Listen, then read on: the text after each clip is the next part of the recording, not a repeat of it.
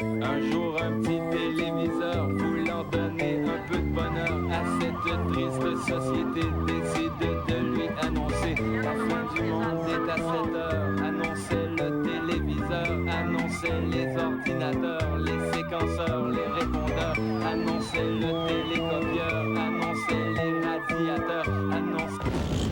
Jeudi 28 mai 1998, un groupe de personnes à capacité réduite lance un album de musique rock. Chouette, le nouveau disque des Spice Girls.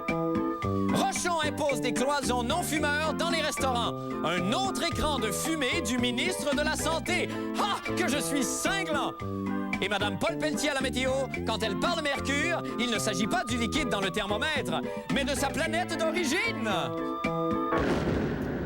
Bonne fête du monde, mesdames et messieurs. Tout d'abord, des nouvelles de moi. Eh bien, qui n'a jamais rêvé de voir réunis en 3 minutes les moments les plus honteux de son existence? Moi, si! Eh bien, aujourd'hui, en cette avant-dernière émission de la saison, mon équipe composée d'une horde de serviles bénis oui-oui, ainsi que de 2 personnes de petite taille affectées à temps plein à mes chaussettes. Dites bonjour, d'ailleurs. OK, envoyez tricoter bâtard. Donc, mon équipe m'a fait cadeau de ce bouquet déshonorant de niaiseries que voici. Bon lundi de Pâques, mesdames et messieurs. Alors, tout d'abord, des nouvelles de qui? Des nouvelles de qui? Des nouvelles de qui? Bonne fête, Céline! Aujourd'hui, ma Céline a 30 ans. Oh, que je suis gêné! Ah, ben non!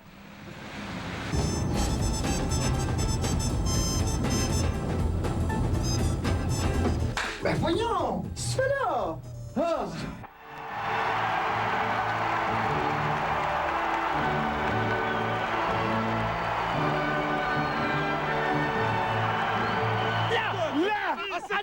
À 7 heures! Yes! Yes! All right! All right! Dirigeons-nous maintenant un petit peu vers la Montérégie pour constater l'ampleur des dégâts. Alors, je survole la montée... Oh, que de pylônes dévastés. Que de pylônes tombés. 1, 2, 3, j'en compte 6, j'en compte 12. Hop, un autre qui vient de tomber. Ça me désole. J'ai son chapeau, ici, comme Bernard, dans son temps de crise, et je suis un peu sourd, moi aussi. Quoi? Un peu sourd. Quoi? Un peu sourd. J'entends pas. Un peu sourd! Ah! Aimeriez-vous que je mette un peu de suspense dans votre vie? Oh oui, pourquoi pas?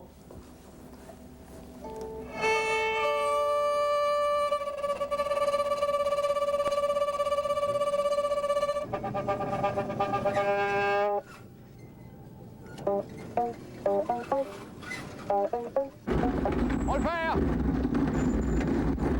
On le perd! Attention, on le perd! À boire, Je vais, pour mon prochain numéro, tenter de m'évader de ce sac dans lequel j'ai été fait prisonnier. Yolande?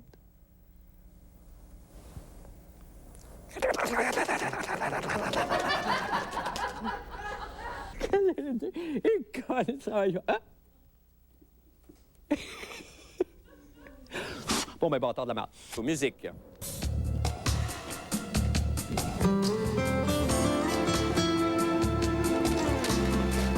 Je suis le cardinal Mickey Rooney, évidemment. Oh yeah.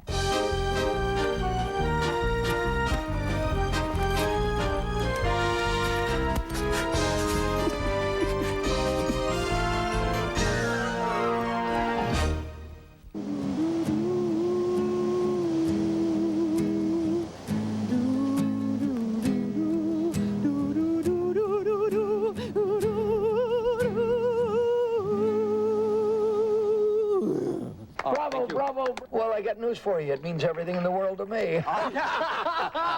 It's for you. You're my idol. Really. Bravo. Bravo, Mark. Moi, je ne suis qu'un entertainer. J'hésite entre le rire et les larmes. Maintenant, pour les nouvelles de la fin du monde. Le projet de loi du ministre de la Santé, M. Jean Rochon, sur la consommation du tabac contrarie grandement les restaurateurs. Ces derniers pourraient en effet se voir obligés d'ériger des cloisons spéciales dans leur commerce, advenant l'adoption de la loi par l'Assemblée nationale. Bon, là, je m'interroge. N'avons-nous pas suffisamment de murs, de frontières, de séparation dans notre société? Car moi, je vais vous dire, moi, je rêve d'un pays où les enfants noirs pourront voler librement dans le ciel et les dépanneurs. Je rêve d'un pays où une femme ne sera plus jugée pour ses actes, mais pour la grosseur de son buste. Je rêve d'un pays où nous abattrons les tabous et les personnes de plus de 50 ans. Voilà ce dont je rêve. Mais nous serons morts, mon frère. Bon, anyway, la bataille est poignée dans les restaurants à cause de la boucane. Et Jean-René Dufort, le petit bout filtre à délicieux goût de menthol, a tenté de trouver une solution de rechange. On écoute. Le ministre Rochon nous présente une autre de ses idées de génie, la cloison Rochon, qui vise à placer un mur de 2 par 4 entre fumeurs et non-fumeurs. La Fin du Monde a étudié le dossier et, comme toujours, a présenté une alternative. Les établissements de restauration, s'ils veulent permettre à la clientèle de fumer, devront ménager une section fermée du plancher au plafond qui va prévoir un système de ventilation négatif, c'est-à-dire qu'il n'y aura pas de circulation d'air entre l'endroit où les gens fument et l'endroit où les gens ne fument pas. Mon Dieu, devrons-nous vraiment ériger des murs de Berlin dans nos cuisines? Pourtant, il existe une alternative simple, peu coûteuse à la cloison Rochon, la capote Dufort. Tout ça va nécessiter des coûts importants, va nécessiter aussi un réaménagement, une réorganisation du travail. Vous savez, on transporte des assiettes, on a déjà assez de difficultés avec la porte de la cuisine. Si en plus on doit travailler avec une nouvelle porte... La capote Dufort est simple de fabrication. Quelques vis, beaucoup de tape et un peu de génie suffisent pour vous doter d'un magnifique isoloir à boucan portatif qui fera l'envie des non-fumeurs. Il faut penser à long terme, il faut penser à qu'est-ce qu'on peut trouver comme solution pour que les restaurateurs puissent prendre la meilleure décision en fonction d'une rentabilité et en fonction aussi d'un respect des besoins de la clientèle. Vous êtes maintenant prêt pour votre première visite assistée au restaurant sans écœurer les autres clients. Aussitôt apparu, la boucane disparaîtra et on vous remerciera d'épargner 25 000 $ de cloison Rochon aux propriétaires. À moi le ministère de la Santé. Ici Jean-René Dufort, en vacances. Hey, on est de retour avec Jean-René Dufort qui nous attend. Mon Dieu. Tout relax, Jean-René? Salut Marc, je suis déjà en vacances. Ben oui, j'imagine, on l'est presque tous. Oui. Jean-René, c'était qui le monsieur dans le reportage qui parlait? C'était le directeur des communications pour l'Association des restaurateurs du Québec. OK, d'accord. Et lui était pas pour les fumeurs, contre les fumeurs, il était plus pour avoir du monde dans son restaurant. Ben oui, ben ça doit être le cas d'à peu près tous les restaurateurs, ça, j'imagine. Oui, et faut pas paniquer tant que ça parce que on a 10 ans pour appliquer cette loi de cloison-là. Donc, on a le temps de magasiner le 2 par 4. Il reste que, oui, il reste que Montréal est quand même un lieu très tolérant encore, parce qu'à New York, on peut pas fumer dans les endroits publics. À Paris, c'est devenu de plus en plus difficile, pourtant qu'il est une ville de fumeurs. On est quand même privilégié ici. Oui, effectivement, mais on se pose la question, est-ce qu'on est obligé de toujours mettre des murs? Parce qu'il y a des normes pour la qualité de l'air. Oui. Et si un restaurant peut, comment je pourrais dire, mon Dieu... Assainir son air, Écoute, je suis très traumatisé. Ben oui, c'est qui le monsieur à côté de vous, Jean-René? Oui, c'est le votre propriétaire père? qui vient de m'engueuler. Ah bon? C'est pour ça. Et si on peut... ces règles-là, je suis vraiment... Je pense que j'étais en vacances. Ben non, mais c'est correct. Marc, je sais plus quoi dire. Ben non, c'est correct. On a fait ça toute l'année, Jean-René. Oui. D'ailleurs, un gros bravo. Hein? On se revoit demain. Ben là. merci beaucoup. D'ailleurs, mon reportage était une traduction américaine. Ah bon, parfait. Merci. Ben, on fait tous ça, hein? Oui. Merci beaucoup, Jean-René Dufort. Oui, je te promets l'année prochaine de faire des phrases complètes. Ben ça va être bien beau. Oui. Bien beau. Merci. On s'en va faire une petite pause. On revient avec la fin du monde en bref. Restez là. La fin du monde est à 7 heures.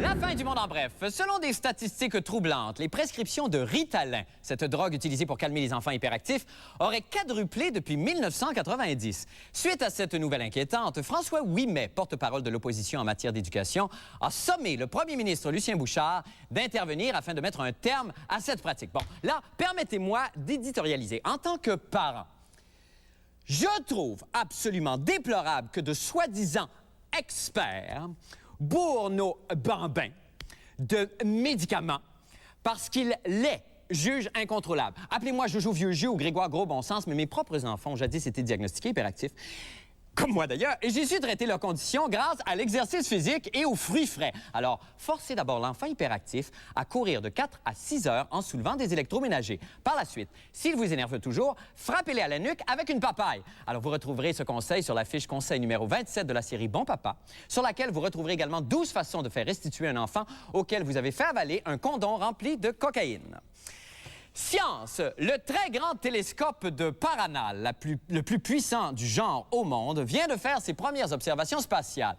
L'appareil, situé dans le nord du Chili et construit par les pays européens au coût de 500 millions de dollars, examine depuis le 16 mai dernier les frontières de l'infini. L'équipe d'astronomes en charge du projet a catégoriquement refusé de divulguer le fruit de leurs observations, mais comme parfois une bonne pipe bien placée peut faire changer bien des avis, nous avons pu obtenir des images exclusives du télescope de Paranal. Nous, on va pas passer l'été au lit. Oh non! Nous, Le télescope Paranal sera démoli au cours du week-end.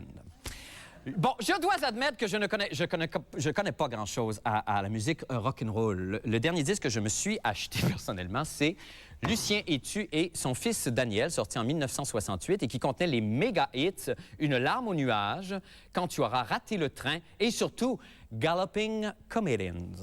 Depuis, on me dit que la scène musicale au Québec a évolué. C'est possible. En fait, je n'en étais pas convaincu jusqu'à ce qu'on me parle d'un groupe montréalais formé en 91 qui porte le nom rafraîchissant d'Oxygène et qui vient tout juste de sortir son premier disque. Comme tous les autres groupes de jeunes yéyés, ils se trémoussent bizarrement et se révoltent de leurs conditions, mais pas pour les mêmes raisons que les autres. Christiane Labelle... La Belle? Avant-dernière émission, et là, une inconnue s'infiltre dans mon show... Enfin, dans une pâle copie d'un show américain. Donc, cette Christiane Labelle nous les présente. On écoute. Je voudrais juste demander à la population artistique là, du Québec, là, au grand complet, là, de Gaspé à Hull, de Rouen à Montréal. Faites de quoi? J'ai du potentiel.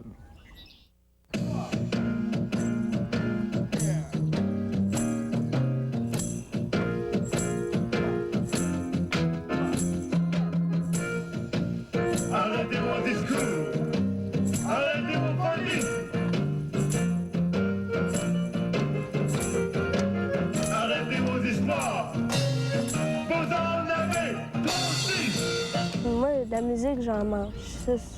Ça fait partie de ma vie. Moi, si j'ai pas ça, je vis pas. Ça me sert à pas déraper. C'est important pour toi, hein? Ouais. À pas déraper, à pas devenir une bête humaine.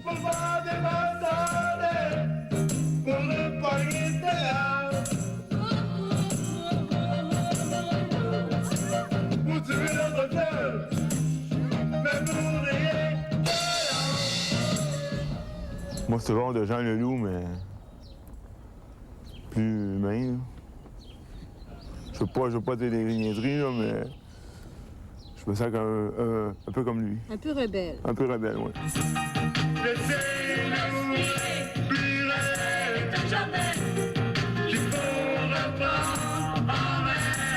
Quels ont été les obstacles que tu as dû franchir pour arriver à faire de la musique, à faire partie d'un groupe? Oh boy! Oh, j'ai eu bien des réunions dans le petit bureau de l'éducateur. On nous a souvent dit qu'on a des difficultés à faire certaines choses, tout ça. Puis là, on voit que, on est capable de sortir quelque chose qui fait de l'effet. Ça prouve aux gens qu'on est capable, qu'on est aussi, qu'on vaut autant que tout le monde, puis que, dans le fond, on n'est pas là pour se faire prendre en pitié. Tu sais, on n'est pas là pour être caché, là, en dessous des couvertures, là. Puis pauvre petite fille ou pauvre petit gars, c'est handicapé.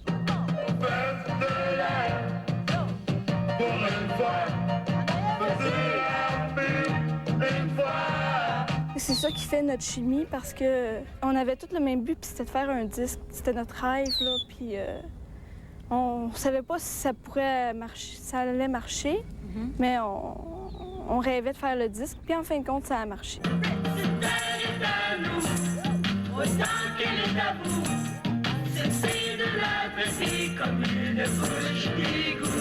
Vous allez peut-être un jour vous retrouver dans le bottin de l'Union des artistes? Oh! Comment ça? Hey, c'est extraordinaire. Allons rejoindre la très jeune et très ambitieuse Christiane Labelle. Bonsoir, Christiane. Bonsoir, Marc. Alors donc, c'est merveilleux.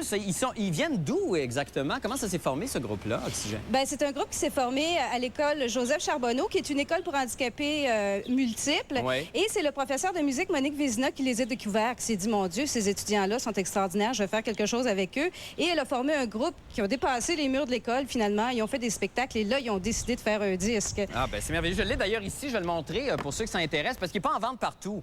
Il est en vente chez Archambault, Berry. Oui. OK. Et c'est le seul endroit où on peut le trouver? C'est le seul endroit où on peut le trouver. Et comment s'est passé l'enregistrement du disque? Bien, ça a été un peu difficile parce que juste un peu avant l'enregistrement, il y a eu le décès de Michel Sanson, qui était le chanteur lead du groupe, qui, lui, était dystrophique musculaire. Il chantait avec un masque à oxygène et c'est un petit garçon extraordinaire. Et lui, bon, c'était le leader, c'était l'âme du groupe. Il est décédé juste avant l'enregistrement, malheureusement. Mais il nous a laissé une chanson que l'on retrouve sur le disque qui s'appelle Vampire, qui est extraordinaire aussi. C'est la plus belle chanson, d'après moi, sur le disque, c'est celle-là. OK. Est-ce qu'il planifie de faire d'autres disques ou des Oui, spectacles? ils veulent faire d'autres disques aussi. Ils veulent écrire plus de chansons aussi parce que là, il y a eu la participation aussi d'auteurs-compositeurs qui les ont aidés. Bon. Et là, ils veulent écrire leurs propres chansons. Bon, ben c'est bien joli. Merci beaucoup à Christiane Labelle. Ça m'a fait plaisir. Très jolie, votre petite robe soleil, là. Oh! Elle est très, très ambitieuse quand même. Oh, Marie-Soleil Michon n'a qu'à bien se tenir. Ouh! Merci, on va faire une petite pause et on revient avec la fin du monde des sports. Restez avec nous.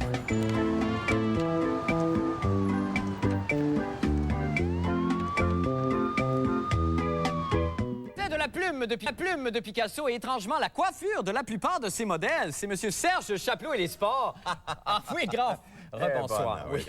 On avait commencé sur... qu'on s'amuse ici. Ben non, mais oui, effectivement. Avez-vous du plaisir ici, vous, Serge? Ah, écoute, je me tords de rire. Non, mais ça vous tenterait-tu comme de revenir comme bien plus souvent, mettons? On verra, tu sais, coudonc. Non, mais je sais que c'est tard on le soir. verra, mais on peut changer d'air pour... la fin du monde sera à 9 h, c'est pas pire, ça? Peut-être plus tôt, peut-être à l'heure du... En tout cas, on verra ça, on discutera des affaires de contrat. Alors... On avait parlé hockey la dernière fois qu'on s'est vu. on n'avait pas fini, parce qu'il manquait juste quelque chose. On avait manqué de parler du personnage qui représente le mieux le hockey, un personnage anglophone qui s'appelle Don Cherry. Oui, vous connaissez Don Cherry? Don la cerise, Donald la cerise, communément appelé le gorlot. Alors, on a un dessin ici qui représente bien qu'on voit qu'il porte un col en métal, en tôle, pour l'empêcher, quand on le saute à la gorge, qu'on n'est pas capable de l'étouffer. C'était en tout cas, passons aux choses sérieuses. Don, d'ailleurs, qui nous avait dit le hockey n'est pas un sport de moumoune. Non, ben c'est vrai que le FIF, d'habitude, est derrière le banc, c'est plus dans les ligues mineures. Oui, c'est ça. C'est pas les... C'est un commentaire, ça! Mais c'est éditorial. Mon Dieu. Alors, on passe en nouvelle du jour pour le vrai, qui est le Stade Labatt. Oui. Enfin, un nouveau commanditaire qui va peut-être... Écoute, le Stade Labatt de baseball. Oui, c'est à veille de se faire, ça. C'est presque fait. C'est presque... On peut peut-être s'en aller. Mais je me suis dit, tiens, avec le Stade Labatt... Regarde, on a eu d'ailleurs, les Anglais disent le Stade olympique, le Big O. Oui. Là, on va avoir le Big Bat. Capton, le grand fou. Écoute, hein? Le gros bat en français. Oui, le gros bat. On n'insistera pas là-dessus. Non, mais c'est... Alors, après le Stade Labatt, on pourrait penser, le curling. Oui. Quel commanditaire pour aller au curling? On a des images de curling, je crois? Il n'y a jamais... Oui, on a des images ici. Bon, moi, j'ai pensé à la position qu'ils ont quand ils glissent sur le sol. Je pensais à curling, ça pourrait être présenté par la préparation H. Oh, mon Dieu! Non, mais regarde, ils glissent comme ça. Qu'est-ce qu'ils crient aux adversaires, à ceux qui balayent en avant? Je sais pas. Aïe, aïe! Ah, ben oui, c'est ça, c'est tout à fait. Eh, Seigneur, on a pogné le ton vite encore plus ce soir. Tu vois que le beigne n'est pas fait pareil, il est en pierre, puis assis-toi pas là-dessus. C'est pas une très, très bonne idée. Il y a aussi le mini-pot. On a des images de mini-pot. Quel commanditaire? Ah, ça, je peux pas vous aider là-dessus. Hey, c'est le mien. Moi, j'irais pour Mouette et Chandon.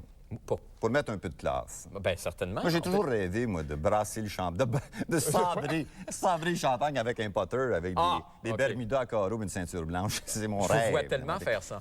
Après le mini-pot, il y a bien sûr un sport qui est répandu à travers le monde. Oui. Le lancer du nain. Tu connais ça? Oui, j'adore ça. Il s'en pratique un petit peu moins. Ça a été défendu, mais le nain, c'est plein. Alors, on voit des images ici, on voit tout de suite, c'est au coin des petits. Je pourrais présenter ça serait le fun. J'en ai pensé un autre ici qui serait le fun. C'est les feux d'artifice. Benson et Hedges, c'est des cigarettes. On met ça de côté. Oui, tout à fait. Ça pourrait être présenté, je ne sais pas, moi, par Pepto-Bismol. Tu penses que...